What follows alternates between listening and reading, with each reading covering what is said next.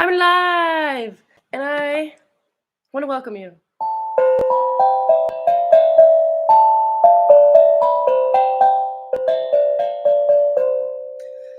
So, it's me, Megan. There's a lot of things going on. I'm just here to say, crazy energy is afoot. I don't know why I'm worried about what I look like, but part of me is worried about what I look like right now. Oh well. Uh, Anywho, I was just gonna get on here and talk about what I was reading about to the current positions of the planets, right? So today is February 4th, 2022. I've got George Michael behind me. I love that man. I just love him.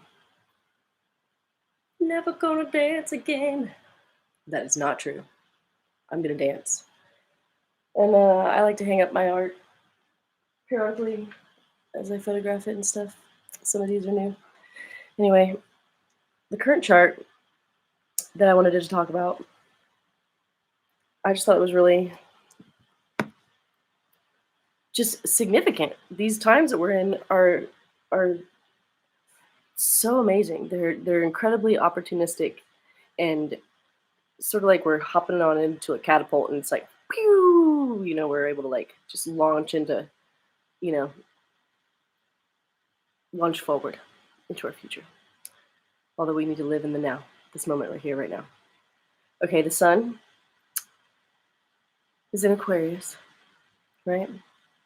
It's at 15 degrees Aquarius. Let's see. It is the most visible and important planet of astrology and the level of physical life and symbolically represents ego and will. And the sun spends about 30 days in each sign, so that the cycle of 12 signs defines our year. With the sun in Aquarius, and especially at the beginning of this period, it is time to think outside the box and break away from outworn rules. Humanitarian efforts are encouraged. You and everyone else is operating in a less individual way during this late winter timeframe and participates more fully in a mode of group mind. The realization is dawning with greater forcefulness that we could easily pull apart at the seams as a society if we don't pull together. Okay? All right? You hear that? We're going to move on. The moon spends 2.5 days in each sign. With the moon in Aries, an impulsive emotional nature comes to the surface. Today, you and everyone else will likely be feeling spontaneous and direct. You are infused with the energy to break new ground. You might also feel impatient, and you become so focused on your own feelings that you neglect the needs of others around you. I almost did that and didn't make this video. What? While you are apt to be fearless today, it is good to take care that your courageous intuition does not lead you into the reckless behavior. You will act instinctively, and while this is positive, since you won't second guess yourself, the impetus emotional nature can also work against you if you assert more intensity than the situation might warrant. You win when you balance passionate feelings and a confrontational temperament with inspired action. All right, so I was inspired to make this video. Yay! All right, Mercury represents the mind and is a quick-moving planet that spends only 2 to 3 weeks in a sign, unless retrograde. With Mercury in Capricorn, the mind becomes pragmatic. Everyone's conversation and the expression of their ideas are more deliberate and aimed at being taken seriously. Your viewpoint becomes more traditional, since the mind now tends to value what's tried and true. Thank you, Mercury, for moving direct and into Capricorn at this time. I really do appreciate that. With Venus in Capricorn, everyone is serious about love. Serious about love and money. It's possible that your values will turn more traditional right now, or that you'll be more aware of how relationships can provide stability and endure the test of time. This is an excellent time to facilitate new business alliances. Oh my gosh, I'm going to call the Upstarter group today. Yes! Okay, I'm going to do it. I'm telling you, I can give you guys some ideas. Mars is a planet of action. Energy and motivation can spend about 7 to 8 weeks in each sign unless retrograde. Wait. Yeah. With Mars in Capricorn, for you and for everyone, energy is directed towards the expression of ambition and on achieving goals. You have an ability to work tirelessly to improve your reputation so that great career progress can be realized. There could also be conflict with authority figures since everyone wants to be in charge. um, you know what? Authority figures, you better watch out because conflict is a coming. And I'm pretty sure it's already been knocking at your door, right? Authority figures, aka government. Have fun with that. Shaking in your boots. Jupiter is a planet of expansion and abundance and spends about 1 year in each sign. With Jupiter in Pisces, yes, Jupiter is a ruling planet of Pisces. And especially in the beginning of this 1 year period, there's plenty of spiritual good fortune available. Plenty of spiritual good fortune available. I will repeat that again. There is plenty of spiritual good fortune available. Everyone's ability to feel empathy and compassion is enhanced as a charitable nature comes to the fore. A propensity to tap into unconditional love is unleashed. Whatever can be given freely during this time will come back around to you. So whatever you can give at this moment, just know that it's going to come back around to you, and it will probably come in abundance and tenfold. Oh my god, an email just sent. That took a minute. Saturn is a planet of limitation, restriction, and mastery, and spends about 2.5 years in each sign. Oh, here we go. During this period, and especially at the beginning, when Saturn is in the early degrees, the characteristics of that sign are emphasized. With Saturn in Aquarius, there's an ability to focus with intensity on one's greatest visionary goals and aspirations. Group associations and friendships are likely to be examined with greater discrimination now, and the realization could dawn that some of these are no longer worth holding on to. That is so true, and I've experienced that wholeheartedly, like tenfold. Like my car was stolen, and I'm now getting light that I even said on Clubhouse, I said I would be friends with whoever stole my car, and then I was like thinking, unless they were my freaking friends, or so-called. We'll see. There's an it says group associations and friendships are likely to be examined. Holding on to okay. There is also an urge to break through the restrictions of the past and create a new and more appropriate structure. Wow! I like the word structure rather than system. All right, Uranus is the planet of revolution. Don't you know? A sudden change and visionary progress, and spends about 7 years in each sign. With Uranus and Taurus, I've heard some things about this. There's innovative energy to be put into practical application. There can be sudden changes in finances and values of the society as a whole, and once made, they will be long-lasting. Great progress can be achieved as revolutionary approaches to saving the planet are considered and made manifest. This is a natural fit with the growing movement for conserving the Earth's resources. Woo! Bring it on, Uranus and Taurus.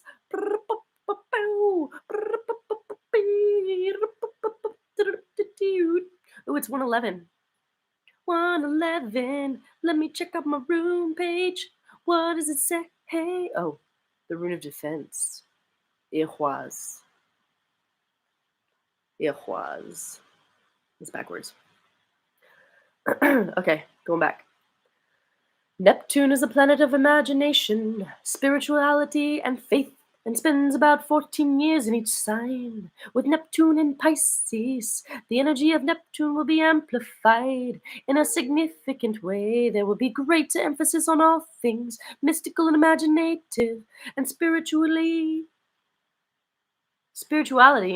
will be embraced collectively on a deep level. When misused, this energy could lead to escapism, tendencies, but for the most part, the energy will elevate compassion in society and to a high level of unconditional love and understanding.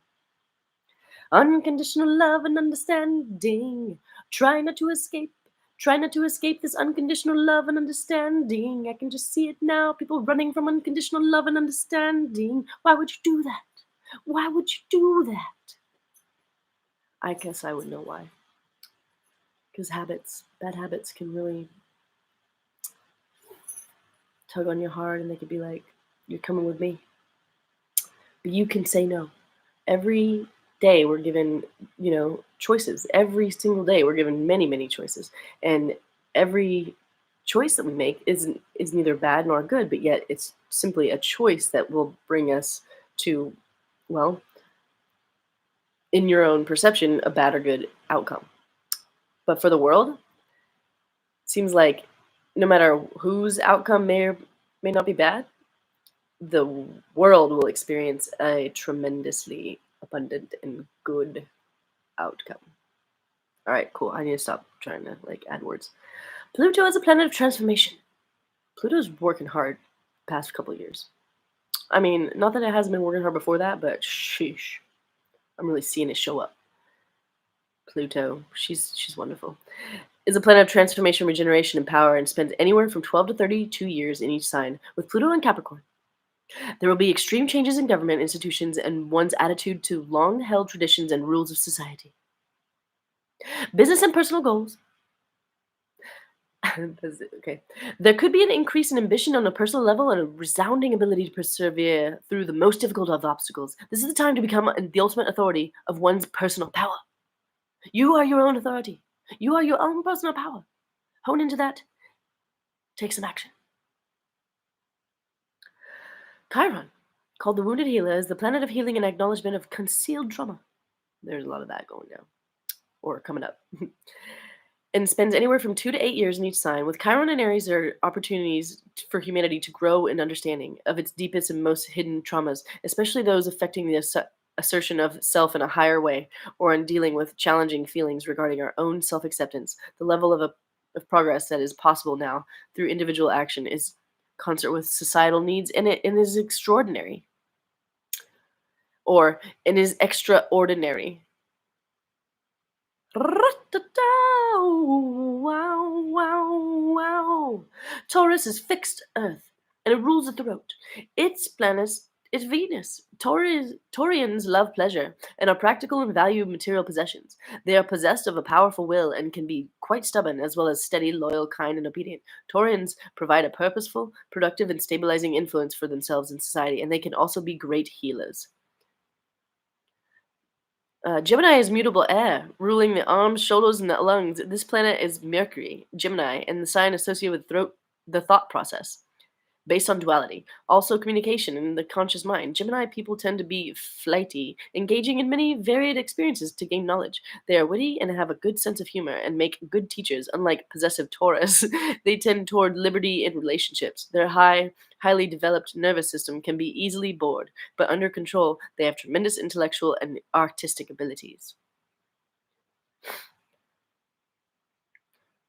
I guess we're just going through the Midhaven and Aquarius and all these signs. The Midhaven or medium coeli is usually, but not always, the same as the 10th house cusp.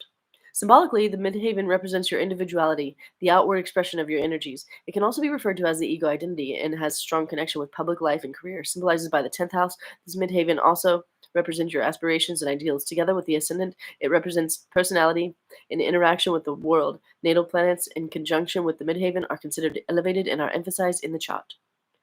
Aquarius is fixed air and rules the circulation and ankles. Its planet is Uranus. Aquarius is forward-thinking and detached. Aquarians can be more involved in their work than with other people. They are scientifically minded and logical and prefer thinking as a mode of activity. They value social goods. They are also rebellious, imaginative, and inventive. They can be quite noble, but may be critical and demanding. Their highest purpose is found in the expansion of the advancement of society. My moon is in Aquarius. What do you know? Ceres is the first asteroid that was ever discovered, and on New Year's Day of 1801, and it remains the largest. It was named for the Roman earth goddess of grain and harvest. The Greek name for this earth goddess is Demeter. As goddess of the harvest and the natural process of fertility and renewal, Ceres represents in an individual chart the process of nurturing as well as motherhood, and it has been experimentally attributed to the sign of Cancer as a co-ruler with the moon, and as well as the sign of Virgo. Okay, where there is growing agreement among modern Western astrologers that she should be placed. Okay, cool. All 4 major asteroids could be considered a co-ruling Virgo, and they all seem to represent different aspects of the feminine, and therefore could be thought of as further refinements of the lunar principle. And afflicted Ceres by position of planetary aspect may indicate problem with being able to nurture or to be nurtured by others. This could manifest in food complexes or a feeling of rejection by parental figures. When strongly placed, she symbolizes the ability to take parental responsibilities, especially in a female subject, and it also may indicate someone who has close relationship to the earth as a gardener or grower of food. Also, the position of Ceres by house and sign and its planetary connection is likely to indicate the way in which motherhood or parenthood manifests in life and of the individual. The 12th house refers to the unconscious and things beyond the physical plane. It is traditionally associated with confinement and self undoing. It has been called the house of karma. Planets in this house indicate functions that are hidden from your conscious personality and are expressed in terms of physical faculty or self sacrifice. So Ceres is in Taurus. Why did it talk about? Oh, it's in the 12th house. I see.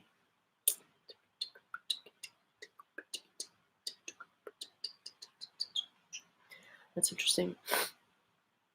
I'm not gonna keep reading all those, but they're talking about all the asteroids. I say they. It's just this app that I have, and then it's talking about.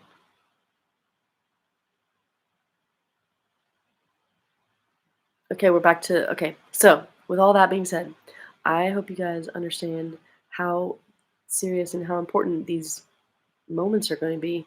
And I say moments, but and you know that these planets spend years in these signs, some of them and some of them not. But it seems like this month we've got a good like the moon will be shifting out of a lot of these signs and some of these asteroids and stuff. But the majority of what I just read and these planets positions in these signs, and if they're it's like it sounds like they're all like in the beginning uh, of this transit. This is the first part of this transit, so it means we've got this whole month with this energy, with this sort of,